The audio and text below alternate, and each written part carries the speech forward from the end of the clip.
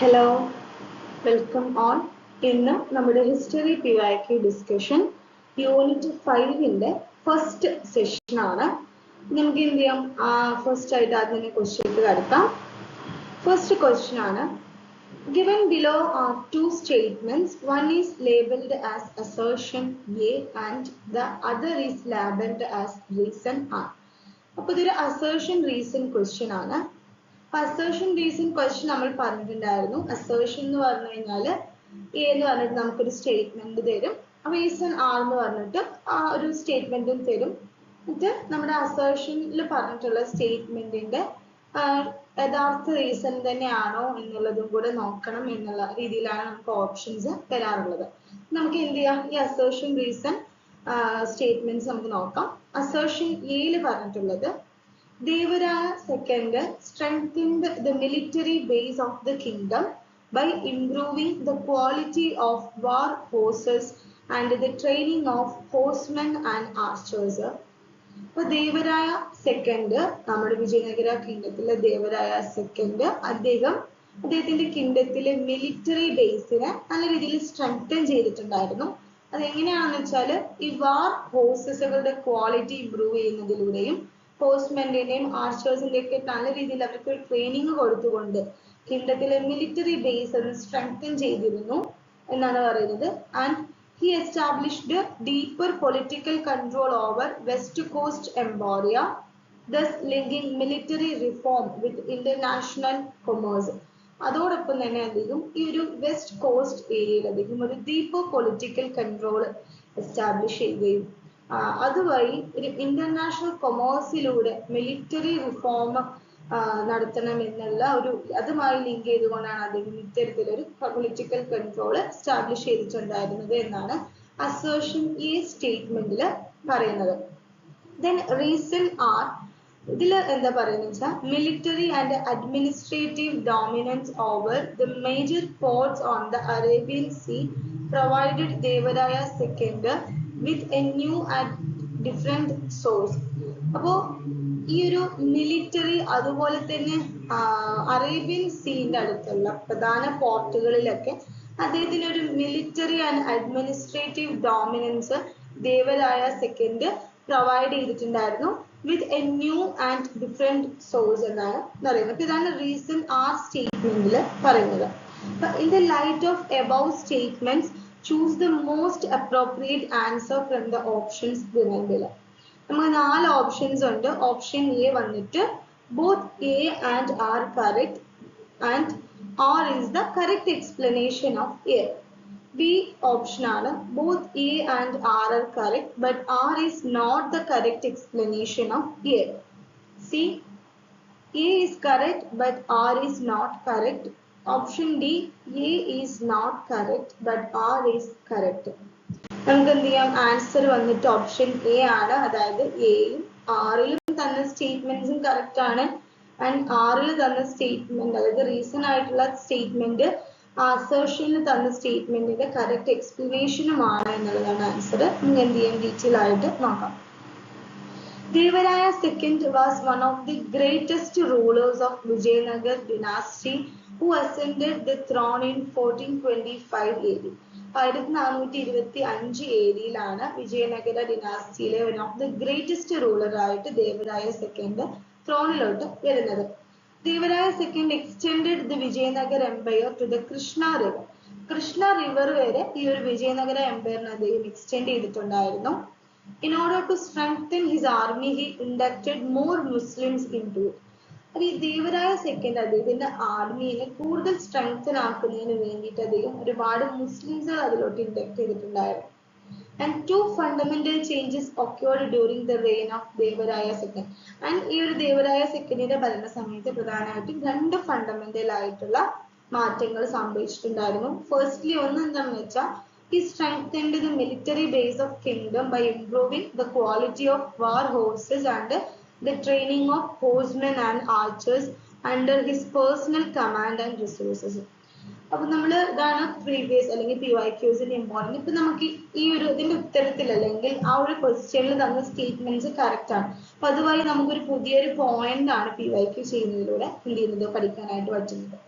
ഈ ദേവരായ സെക്കൻഡ് അദ്ദേഹത്തിന്റെ വാർ ഹോഴ്സസുകളുടെ quality improve ചെയ്യുന്നതിലൂടെയും ഹോഴ്സ്മെന്റിന്റെയും ആർച്ചേഴ്സിന്റെയൊക്കെ ട്രെയിനിങ്ങുകൾ അദ്ദേഹത്തിന്റെ തന്നെ പേഴ്സണൽ കമാൻഡും റിസോഴ്സസുകളും വെച്ച് ഇംപ്രൂവ് ചെയ്തുകൊണ്ട് അദ്ദേഹത്തിന്റെ കിങ്ഡത്തിലെ ഒരു മിലിറ്ററി ബേസിന് അദ്ദേഹം സ്ട്രെങ്തൻ ചെയ്തു എന്നുള്ളതാണ് ദേവരായ സെക്കൻഡിന്റെ ഭരണ സമയത്ത് ഉണ്ടായിട്ടുള്ള ഒരു വലിയൊരു മാറ്റം എന്ന് പറയുന്നത്. മറ്റൊന്ന് എന്താണെന്ന് വെച്ചാൽ he established deeper political control over West Coast Emporia, thus linking military reform with international commerce. And അദ്ദേഹം ഈ ഒരു വെസ്റ്റ് കോസ്റ്റ് ഏരിയ അദ്ദേഹം അവിടെ ഒരു ഡീപ്പർ പൊളിറ്റിക്കൽ കൺട്രോൾ അദ്ദേഹം എസ്റ്റാബ്ലിഷ് ചെയ്യുകയും അതുവഴി ഇന്റർനാഷണൽ കൊമേഴ്സോട് കൂടെ ഒരു മിലിറ്ററി റിഫോം അതുമായിട്ട് ലിങ്ക് ചെയ്യുന്നതിനും അദ്ദേഹം ശ്രമിച്ചിട്ടുണ്ടായിരുന്നു എന്നുള്ളതാണ് പറയുന്നത്.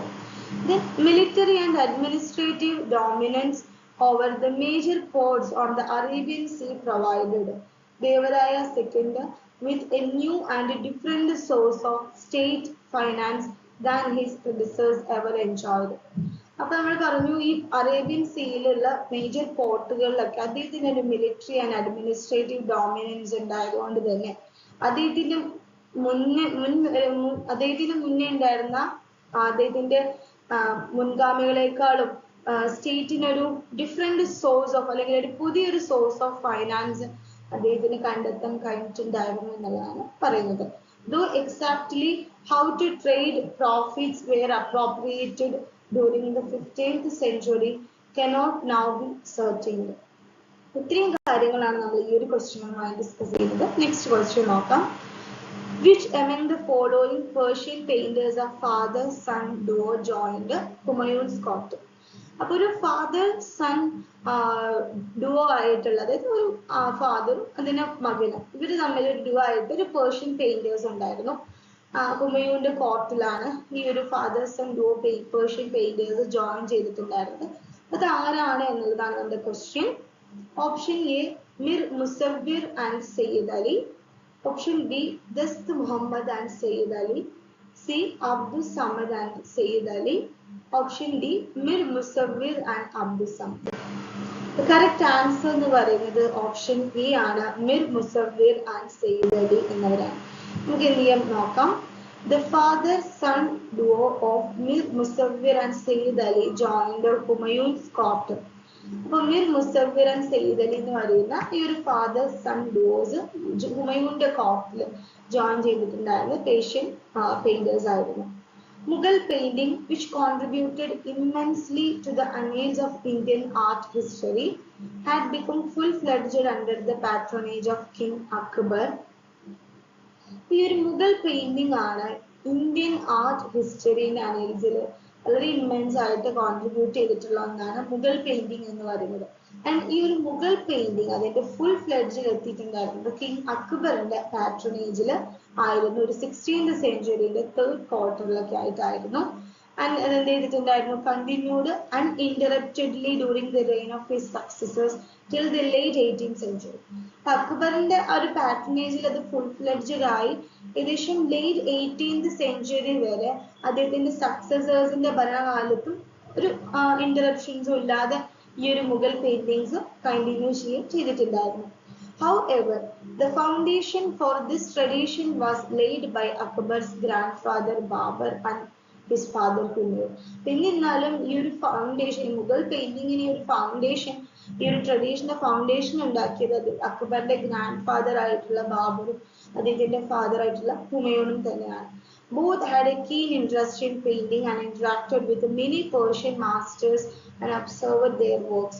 ഈ രണ്ട് ആളുകൾക്ക്, ബാബറിനാണെങ്കിലും ഹുമയൂണിനാണെങ്കിലും ഈ പെയിന്റിങ്ങിൽ എന്തുണ്ടായിരുന്നു, ഒരു കീൻ ഇൻട്രസ്റ്റ് ഉണ്ടായിരുന്നു. ആൻഡ് ഇവര് പല പേർഷ്യൻ മാസ്റ്റേഴ്സ് ആയിട്ടൊക്കെ ഇന്ററാക്ട് ചെയ്യും, അവരുടെ വർക്കുകളൊക്കെ ഒബ്സർവ് ചെയ്യുകയും ചെയ്തിട്ടുണ്ടായിരുന്നു. And in 1543 Humayun lived in Tabriz and acquainted himself with the many painters. 1543 Humayun തബ്രിസിൽ താമസിക്കുന്ന സമയത്ത് അദ്ദേഹത്തിന്റെ കൂടെ ഒരുപാട് പെയിന്റേഴ്സ് ഉണ്ടായിരുന്നു. ആൻഡ് അവരുടെ വർക്കുകളൊക്കെ അദ്ദേഹം ഒബ്സർവ് ചെയ്യുകയും ചെയ്തിട്ടുണ്ടായിരുന്നു. ആൻഡ് ദ മോസ്റ്റ്, അതിൽ ഏറ്റവും നോട്ടബിൾ ആയിട്ടുള്ള ആളായിരുന്നു was Abdul Samad, who worked initially as A calligrapher. അതിൽ ഏറ്റവും നോട്ടബിൾ ആയിട്ടുള്ള ഒരാളായിരുന്നു അബ്ദുൽ സമദ്. അദ്ദേഹം ആദ്യമൊക്കെ ഒരു കാലിഗ്രാഫർ ആയിട്ടായിരുന്നു വർക്ക് ചെയ്തിട്ടുണ്ടായിരുന്നത്. പിന്നെയായിരുന്നു Mir Musavvir, Then Mir Sayyid Ali, Mir Musawwirന്റെ മകനായിട്ടുള്ള Mir Sayyid Ali. അപ്പോൾ ഈ ഒരു ഫാദർ സൺ ഡുവോ ആയിട്ടുള്ള മിർ മുസവ്വിറും അദ്ദേഹത്തിന്റെ മകൻ സയ്യിദ് അലി ഹുമയൂണിന്റെ കോർട്ടിൽ ജോയിൻ ചെയ്തിട്ടുണ്ടായിരുന്നു. Historian and chronicler Qazi Ahmad said that the son was more talented than his father, but the impact of Mir Musawwir did influence his work. ഹിസ്റ്റോറിയനും ക്രോണിക്കുലറുമായിട്ടുണ്ടായിരുന്ന Khasi Ahmed പറയുന്നുണ്ട്, ഈ മകനാണ് ഫാദറിനേക്കാളും കൂടുതൽ ടാലന്റഡ് ആയിട്ടുണ്ടായിരുന്നത്. പക്ഷെ എന്നിരുന്നാലും മിർ മുസവ്വിർ ആയിട്ടുള്ള ഫാദറിന്റെ വർക്കുകളുടെ ഒരു ഇൻഫ്ലുവൻസ് മകനിലും ഒരു ഇമ്പാക്ട് ഉണ്ടായിരുന്നതായിട്ട് പറയുന്നുണ്ട്. And Abdul Samad had taught drawing and painting to Akbar and most likely to Humayun as well. ഈ അബ്ദുൽ സമദ് ആണ് അക്ബറിന് ഡ്രോയിങ്ങും പെയിന്റിങ്ങും ഒക്കെ പഠിപ്പിച്ചെടുത്തത്. ആൻഡ് മോസ്റ്റ് ലൈക്ലി ഹുമയൂണിന് പഠിപ്പിച്ചു കൊടുത്തിട്ടുണ്ടായിരിക്കും എന്ന് പറയുന്നു. Then in 1555, Samad and Mir Sayyid Ali came to Delhi along with Humayun, who died 7 months later. ഈ സമദും അതുപോലെ മിർ സയ്യിദ് അലി എന്ത് ചെയ്യുന്നുണ്ട്, ഹുമയൂണിന്റെ കൂടെ ഡൽഹിയിലോട്ട് വരുന്നുണ്ട്. ഒരു 7 months later മരിക്കുകയാണ് ചെയ്യുന്നത്. Both the painters shone later on in the court of Akbar. പക്ഷെ എന്നിരുന്നാലും ഈ രണ്ട് പെയിന്റേഴ്സും, ഹുമയൂൺ അത് കഴിഞ്ഞ് 7 months ശേഷം മരിക്കുന്നുണ്ടെങ്കിലും ഈ രണ്ട് പെയിന്റേഴ്സ് പിന്നെ അക്ബറിന്റെ കോർട്ടിലും അത് കഴിവുകൾ തെളിയിച്ചിട്ടുണ്ടായിരുന്നു എന്നുള്ളത്. ഇത് നമ്മുടെ ഈ സെഷനിലെ മൂന്നാമത്തെ ക്വസ്റ്റ്യൻ നോക്കാം. Not even 100 crores of my territory are obedient to me in the proper way. Identify the person whom Sultan Alauddin Khilji was complaining to. അപ്പോൾ സുൽത്താൻ അലാവുദ്ദീൻ ഖിൽജി ഒരാളോട് കംപ്ലൈന്റ് ആയിട്ട് രീതിയിൽ പറയാണ്, ഇതിന്റെ ടെറിറ്ററിയില് ഒരു 100 crores ആളുകൾ പോലും നല്ലൊരു പ്രോപ്പർ ആയിട്ടുള്ള രീതിയിൽ അദ്ദേഹത്തിന് ഒബീഡിയന്റ് ആയിട്ടുണ്ടായിരുന്നില്ല എന്ന് സുൽത്താൻ അലാവുദ്ദീൻ ഖിൽജി ആരോടാണ് കംപ്ലൈനിങ് ചെയ്യുന്നത്, ആരാണ് ആ ആളെന്ന് ഐഡന്റിഫൈ ചെയ്യാനാണ് നമ്മുടെ ക്വസ്റ്റ്യൻ എന്ന് പറയുന്നത്. നമുക്ക് 4 ഓപ്ഷൻസ് ഉണ്ട്. Option A Ghazi Mughisuddin, B Ghazi Fakhruddin, C Sharaf Gaini, D Alaul Mulk. Correct answer വന്നിട്ട് ഓപ്ഷൻ എ ആണ്, ഗാസി മുഗീസുദ്ദീൻ ആണ് നമ്മുടെ ആൻസർ എന്ന് പറയുന്നത്. അപ്പൊ നമുക്ക് എന്ത് ചെയ്യാം, ഡീറ്റെയിൽ ആയിട്ട് നോക്കാം. Alauddin Khilji came to the throne of the Delhi Sultanate in 1296 after killing the reigning Sultan Jalaluddin Khilji, his uncle and father-in-law. Alauddin Khilji reigning Sultan ആയിട്ടുണ്ടായിരുന്ന Jalaluddin ഖിൽജിനെ കൊന്നതിന് ശേഷം 1296 ഡൽഹി സൽത്തനത്തിന്റെ ത്രോണിലോട്ട് വരുന്നത്. And his original name was Ali Gurshas. Alauddin Khiljiന്റെ original name എന്ന് പറയുന്നത് അലി ഗുർഷാസ് എന്നായിരുന്നു. Even as a prince, he had shown a passion for conquering far off territories and had led armies for it. അപ്പോൾ ഈ അലാവുദ്ദീൻ ഖിൽജി ഒരു Prince ആയിട്ട് ഇരിക്കുന്ന സമയത്ത് തന്നെ അദ്ദേഹത്തിന് ഈ പല ടെറിറ്ററീസുകളും കോൺക്വർ ചെയ്യുന്നതിനോട് ഭയങ്കര ഒരു പാഷൻ ഉണ്ടാവുകയും അതിനു വേണ്ടിയിട്ട് അദ്ദേഹം ആർമീസുകൾ അയക്കുകയും ചെയ്തിട്ടുണ്ടായിരുന്നു. He wanted to become a world conqueror. Alauddin ഖിൽജിന് ഒരു വേൾഡ് കോൺക്വറർ ആവുക എന്നുള്ളതിന് അദ്ദേഹത്തിന്റെ ഒരു ഭയങ്കര ഒരു ആഗ്രഹം ഉണ്ടായിരുന്നു. ആൻഡ് അതിന്റെ ഭാഗമായിട്ട് തന്നെ ഇൻ ഹിസ് കോയിൻസ്, അദ്ദേഹത്തിന്റെ കോയിനുകളിൽ അലാവുദ്ദീൻ ഖിൽജി അദ്ദേഹത്തിന് തന്നെ ഡിസ്ക്രൈബ് ചെയ്തിട്ടുള്ളത് സിക്കന്ദർ സെന്നി എന്നുള്ളതാണ്. അതായത് സെക്കൻഡ് അലക്സാണ്ടർ എന്നാണ് അദ്ദേഹം ഡിസ്ക്രൈബ് ചെയ്യുന്നത്. Once on the throne, among his severest challenges was facing 6 major Mongol attacks. അങ്ങനെ അദ്ദേഹം ത്രോണിലോട്ട് വന്നതിന് ശേഷം അദ്ദേഹത്തിന് ഒരുപാട് ചലഞ്ചസുകൾ ഉണ്ടായിരുന്നു. അതിൽ ഒന്നായിരുന്നു 6 മേജർ മംഗോൾ അറ്റാക്സുകൾ അദ്ദേഹത്തിന് ഫേസ് ചെയ്യേണ്ടി വന്നിട്ടുണ്ടായിരുന്നു. Often at the head of vast armies of a lakh or more. ലക്ഷക്കണക്കിന് ആളുകൾ വരുന്ന ആർമീസുകളുടെ ഒക്കെ ഇത്തരം അറ്റാക്സുകൾ അദ്ദേഹത്തിന് ഫേസ് ചെയ്യേണ്ടതായി വന്നിട്ടുണ്ട്. അങ്ങനെ അദ്ദേഹം പല തവണയായിട്ട് ഗുജറാത്തിൽ, മേവാർ, മാൽവയ്ക്കൊക്കെ എഗെയിൻസ്റ്റ് ആയിട്ട് ക്യാമ്പയിൻസുകളും നടത്തിയിട്ടുണ്ടായിരുന്നു. അദ്ദേഹം സൗത്തിലും ക്യാമ്പയിൻ നടത്തി കോൺക്വർ ചെയ്തിട്ടുണ്ടായിരുന്നു. ഈ Ghazi Mughisuddin was a theologian in Alauddin's court. അലാവുദ്ദീന്റെ കോർട്ടിലെ തിയോളജിയൻ ആയിരുന്നു ഈ ഗാസി മുഗീസുദ്ദീൻ എന്ന് പറയുന്നത്. ഈ Ghazi മുഗീസുദ്ദീൻ advised Alauddin Khilji to act according to the laws of Shariat, but the Sultan rejected his advice. അങ്ങനെ ഈ ഗാസി മുഗീസുദ്ദീൻ എന്ത് ചെയ്യുന്നുണ്ട്? അലാവുദ്ദീൻ ഖിൽജിയുടെ അടുത്ത് ശരിയ നിയമപ്രകാരം പ്രവർത്തിക്കാനായിട്ട് അദ്ദേഹം അഡ്വൈസ് കൊടുക്കുന്നുണ്ടെങ്കിലും അലാവുദ്ദീൻ ഖിൽജി എന്ത് ചെയ്യുന്നില്ല? അദ്ദേഹത്തിന്റെ അഡ്വൈസിനെ റിജക്ട് ചെയ്യാണ് ചെയ്യുന്നത്. അതുകൊണ്ട് തന്നെ Alauddin Khilji quartered the given lines to Ghazi Mughisuddin. അങ്ങനെയാണ് അലാവുദ്ദീൻ ഖിൽജി ഗാസി മുഗീസുദ്ദീനാണ് ഈ ഒരു ക്വസ്റ്റ്യൻ തന്നിട്ടുണ്ടായിരുന്ന കാര്യം പറയുന്നത്. ഇത് നമ്മുടെ ഓപ്ഷൻസിൽ ഉണ്ടായിരുന്ന മറ്റ് ആളുകളെയും കൂടി നമുക്കൊന്ന് നോക്കാം. ഒന്നാണ് Ghazi Fakhruddin. Ghazi Fakhruddin was a descendant of the noted Muslim theologian Abu Hanifa who purchased Aybak. അപ്പൊ ഐബക്കിനെ പർച്ചേസ് ചെയ്തിട്ടുണ്ടായിരുന്ന വളരെ നോട്ടഡ് മുസ്ലിം തിയോളജിയൻ ആയ അബു ഹനീഫ അദ്ദേഹത്തിന്റെ ഡിസെൻഡന്റ് ആണ് ഗാസി ഫക്രുദ്ദീൻ എന്ന് പറയുന്നത്. Aybak was treated affectionately in the Ghazi's household and was educated with the Ghazi's son. So, ഈ ഗാസിക്ക് ഇവര് ഐബക്കിനെ വളരെ വളരെ അഫെക്ഷനേറ്റ് ആയിട്ടുള്ള രീതിയിലായിരുന്നു ട്രീറ്റ് ചെയ്തിട്ടുണ്ടായിരുന്നത്. ആൻഡ് ഗാസിന്റെ വീട്ടിൽ തന്നെ അദ്ദേഹത്തിന്റെ മക്കളോടൊപ്പമായിരുന്നു അദ്ദേഹത്തിനെ എഡ്യൂക്കേറ്റ് ചെയ്യുക ചെയ്തിട്ടുണ്ടായിരുന്നത്. And he learned archery and horse riding besides the Quran recitation. Quran റെസിറ്റേഷന് പുറമെ അദ്ദേഹം ഹോഴ്സ് റൈഡിങ്ങും ആർച്ചറി കാര്യങ്ങളൊക്കെ അദ്ദേഹം പഠിച്ചിട്ടുണ്ടായിരുന്നു. Sharaf Gaini was the revenue minister in the empire of Alauddin Khilji. Alauddin Khiljiന്റെ എംപയറിലെ റവന്യൂ മിനിസ്റ്റർ ആയിരുന്നു ഷറഫ് ഗൈനി എന്ന് പറയുന്നത്. Then Alaul Mulk was the uncle of Barani. ബറാനിന്റെ അങ്കിൾ ആയിരുന്നു ഈ അലാവുൽ മുൽക്ക്, who convinced Alauddin to drop the idea of starting a new religion. Alauddin ഖിൽജിക്ക് ഒരു പുതിയൊരു റിലീജിയൻ തുടങ്ങാനുള്ള ഒരു ഐഡിയ ഉണ്ടായിരുന്നു. അപ്പൊ ആ ഒരു ഐഡിയ അലാവുദ്ദീനെ കൊണ്ട് ഡ്രോപ്പ് ചെയ്യുന്നതിന് അദ്ദേഹത്തിന് കൺവിൻസ് ചെയ്തിട്ടുള്ള ആളായിരുന്നു ഈ Alaul Mulk. And it could only be found based on a revelation from God, not based on human wisdom. Alaul Mulk also argued that even great conquerors like Genghis Khan had not been able to subvert Islam, and people would revolt against Alauddin for founding a new religion. ഈ അലാവുൽ മുൽക്ക് പറയുന്നുണ്ട് ജംഗീസ് ഖാനെ പോലെയുള്ള great കോൺഗ്രേഴ്സിനെ പോലും ആളുകളെ ഇസ്ലാമിലോട്ട് സബ്വേർട്ട് ചെയ്യുന്നതിന് കഴിഞ്ഞിട്ടില്ല. അപ്പൊ അദ്ദേഹം ഇങ്ങനെ ഒരു പുതിയൊരു റിലീജിയൻ ഫൗണ്ട് ചെയ്ത് കഴിഞ്ഞാൽ ആളുകളെല്ലാം അദ്ദേഹത്തിനെതിരായിട്ട് റിവോൾട്ട് നടത്തുമെന്ന് അലാവുൽ മുൽക്കാണ് എന്ത് ചെയ്യുന്നത്? അലാവുദ്ദീൻ ഖിൽജിന്റെ അടുത്ത് പറയുന്നത്. ഇത്രയാണ് നമുക്ക് ഇതിൽ ഡിസ്കസ് ചെയ്യാനുള്ളത്. നെക്സ്റ്റ് ക്വസ്റ്റ്യൻ ആണ്, identify the sultan who started the practice of putting on the tanka the name of the minted town. അപ്പോ ഏത് സുൽത്താനാണ്, അതായത് ടങ്ക കോയിനില് അത് മിന്റ് ചെയ്ത ടൗണിന്റെ നെയിമും കൂടെ ഈ ടങ്കയില് പുട്ട് ചെയ്യുന്ന ഒരു പ്രാക്ടീസ് തുടങ്ങിയിട്ടുള്ള സുൽത്താൻ ആരാണ് എന്നാണ് നമ്മുടെ question. Option A Qutbuddin Aibak, B Iltutmish, C Alauddin Khilji, D Muhammad Tughlaq. നമ്മുടെ കറക്റ്റ് ആൻസർ എന്ന് പറയുന്നത് ഓപ്ഷൻ ബി ആണ്, ഇൽതുമിഷ് ആണ് ആൻസർ എന്ന് പറയുന്നത്. നമുക്ക് എന്ത് ചെയ്യാം, ഡീറ്റെയിൽ ആയിട്ട് നോക്കാം. Iltutmish contribution to the monetary system of Sultanate, according to Professor K. Nizami, was the greatest.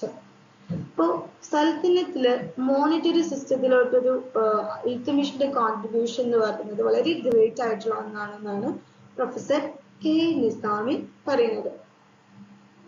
He introduced the silver tanga and the copper jidal, two basic coins of the Sultanate period. ഈ ഇൽത്തുമിഷ് ആണ് silver ടങ്കയും അതേപോലെ തന്നെ copper ജിദാൽ എന്ന് പറയുന്ന രണ്ട് basic കോയിൻസുകൾ സൽത്തനത്ത് പീരീഡിൽ introduce ചെയ്യുന്നത്. According to Nelson Wright, അദ്ദേഹം പറയുന്നത് the reign of Iltutmish stand out as a landmark in the coinage of Delhi. ഡൽഹിയിലെ കോയിനേജിന്റെ കാര്യത്തിൽ ഇൽത്തുമിഷ് ഒരു ലാൻഡ്മാർക്ക് ആയിട്ട് തന്നെ നിൽക്കുമെന്നാണ് അദ്ദേഹം പറയുന്നത്.